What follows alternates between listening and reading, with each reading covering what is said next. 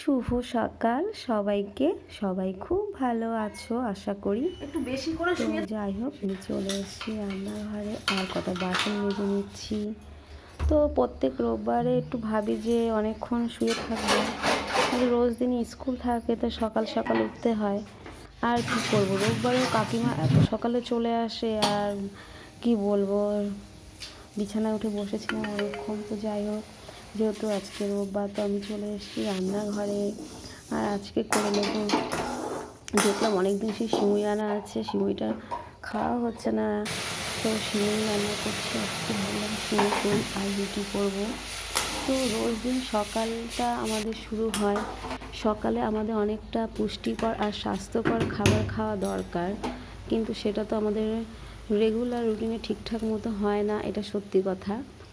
তো সকালের টিফিন কেমন হওয়া উচিত, বেশিরভাগই গ্রামে কি হয়, গ্রামে তো সকাল সকাল মনে করো রান্না হয়ে যায়, ভাত আলু সিদ্ধ, তারপরে অনেক রকমের ভাজা ডাল, তারপরে তোমার মাছের তরকারি, মাছ টাছ থাকলে, যেমন আমাদের বাড়িতে মা তো 7টা-8টার মধ্যেই সব রান্না করে ফেলতো, আর মাছও হয়ে যেত সকাল সকাল।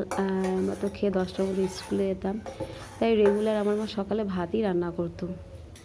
তো যাই হোক, এখন তো আর সেটা হয় না, এখন সকালে উঠেই আগে টিফিন করতে হয়, ছেলে মেয়ে স্কুলে যায়, ভাত রান্না করতে হয়, খেয়ে যায়, তারপরে ওরা যখন চলে যায় তারপরে আমি আস্তে আস্তে একটু চাটা খাই।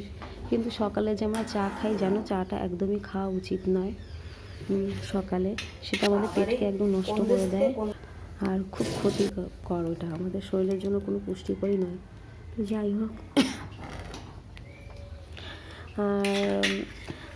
যাই হোক, এখন সকালে তো আমি আজকে এই যে অঙ্কুরিত ছোলা আর হলো মটর আর হলো তোমার যে সবুজ যে মুগ ডাল, তো এইগুলো জানো তো খুব ভালো, বাদাম কিশমিশ, তারপর নানান রকমের যে সমস্ত নাট টাইপের মানে আছে, ফুডগুলো আছে, ওইগুলো খাওয়া খুবই ভালো।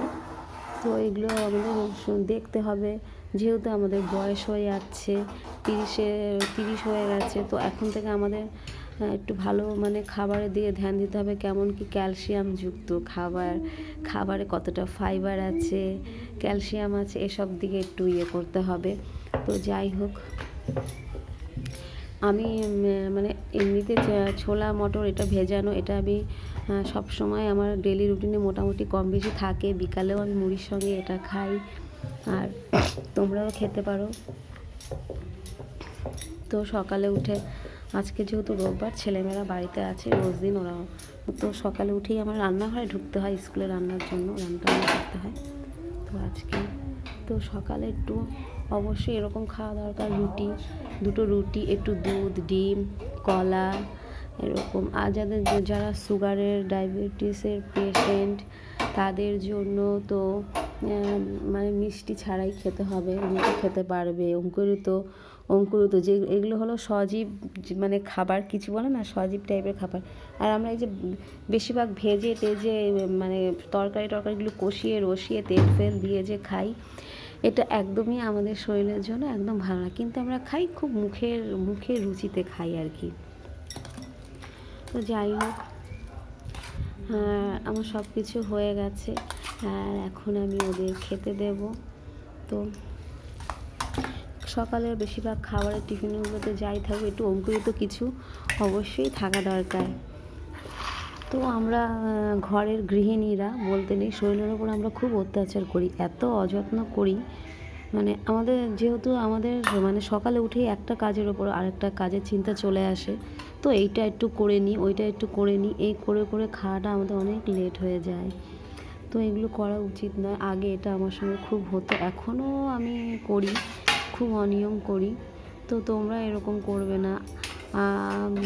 আগে আমি খুব বেশিরভাগ এরকম করতাম, ভাবতাম কি এই সকালে রান্নাটা করে নিই, ছেলে মেয়ে স্কুলে চলে আসে, স্কুলে হয়তো কোনো কাজ আছে, আমাকে যেতে হবে, তো আমি আর খাওয়ার টাইমটা পেতাম না, তাড়াতাড়ি করে স্নান টান করতাম, তারপরে ভাবলাম একটু পুজোটা দিয়ে নিই, পুজো দিতাম, তারপর দেখছি টাইম ওভার হয়ে গেছে, তারপরে করলাম কি ঠিক আছে পরেই খাবো, এসে চলে মানে রেডি হয়ে হয়তো কিছু বিস্কুট টিস্কুট কিছু, হয়তো এরকম অল্প কিছু সিমুই টুমুই কিছু একটা, হয়তো দুটো রুটি এরকম কিছু খেয়ে হয়তো তাড়াতাড়ি করে বেরিয়ে গেলাম। এবার বেরিয়ে গিয়ে দেখা গেলো আসলাম 1টা-1:30টার পরে, তখন তারপরে এসে ভাত টাত খেতাম, বা দেখা গেলো রান্না করে যেতে পারিনি, আবার রান্না টান্না করতে হচ্ছে।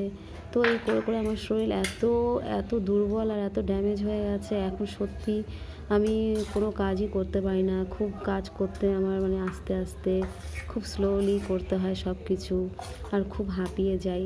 যেমন আগে আমি সারাদিন দৌড়ঝাঁপ করে সব কাজ করে দিতাম, আর যেহেতু মানে কি বলবো, ঘরের মধ্যে সব কাজ করতাম, ঘরেই সব কিছু, তো অনেকেই ভাবতো, মানে অনেকে ঘরে এসে আমাকে বলতো সারাদিন ঘরে বসে কি করো। তো সারাদিন ঘরে বসে কি করি কি বলবো।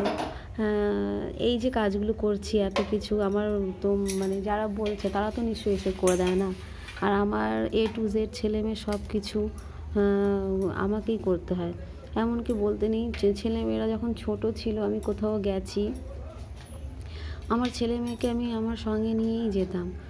কারো ভরসায় বা কারো বাড়িতে ছেড়ে রেখে যেতাম না, বরঞ্চ পাড়ার লোক তাদের ছেলে মেয়েকে আমাদের বাড়িতে রেখে যেত সেফ থাকবে বলে। আর আমার ছেলে মেয়ে আমি ভাবতাম যে ওরা ঘরে থাকুক, দুষ্টুমি করবে, ব্যথা পাবে, যা পাবে দেখতে দেবো। আসলে কি আমার হাজব্যান্ড ও সব সময় বলতো যে বাচ্চাকে কারো বাড়িতে ছেড়ো না, কখন কি হয়ে যাবে, ব্যথা ট্যাথা পাবে, তুমি জানবে না, দেখতে পাবে না, ছেলে মেয়েকে নিজের কাছেই রাখো সব সময়। তাই আমি ওই এবার ছেলে মেয়ে সকাল থেকে সন্ধে হতে হতে মানে পুরো A to Z ঘর এলোমেলো করে ফেলবে। মানে সেই বাসন কাসন নিয়ে খেলবে, জামা কাপড় বলো, ঘর বলো, সব ঠাকুর মানে এ মাথা ও মাথা করে দেবে। এবার সারাদিন ওই তো গেল, তারপর আবার সেগুলো সন্ধে হতে হতে গুছাতে থাকি, আবার সেই রাত হতে হতে গোছানো হয়, আবার সকাল হতে হতে সব ছড়ানো ছিটানো হয়ে যায়। তো ঘরের মধ্যে থেকে এই কাজগুলো আমাকে করতে হতো। আর ছেলে মেয়ের ঠিকঠাক মতো খাওয়ানো, ওদের জামা কাপড় গুছানো, ওরা কখন স্কুলে যাবে, কী পরে যাবে, তারপরে কোথায় বাজারঘাট করা, সব কিছু করা। তো অনেকেই আমাকে মানে এরকম বলতো যে কী করো সারাদিন ঘরে বসে বসে। আর সত্যি কথা বলতে কি, যখন কেউ আসতো তো তখন তাদের সামনে আমি কোনো কাজ করতাম না। তো আমি ভাবতাম একটু এসে একটু গল্প করি। আসলে আমি গল্প করতে আর কথা বলতে খুব ভালোবাসি। তাই যেহেতু আমাদের বাড়িতে প্রচুর মানে আমাদের কি বলবো, অনেকগুলো ভাই বোন, জয়েন্ট ফ্যামিলি, একসঙ্গে ছিলাম, ছোটো থেকে বড় হয়েছি, তো সেই এটা আছে। কিন্তু এখন পুরো একা একা থাকতে হয়। তো ভাবলাম কেউ এসছে, কাজ তো পরেই করতে পারবো, একটু তার সঙ্গে একটু কথা বলে নিই। নইলে আমি তার সামনে আমি তাকে রেখে যদি আমি নিজের মতো নিজে কাজ করি, তাহলে কীরকম বলো লাগে, মনে হয় না যে তাকে আমি এড়িয়ে যাচ্ছি বা সে আমার বাড়িতে এসে কোনো ইয়ে করছি না। তো যাই হোক, সবাই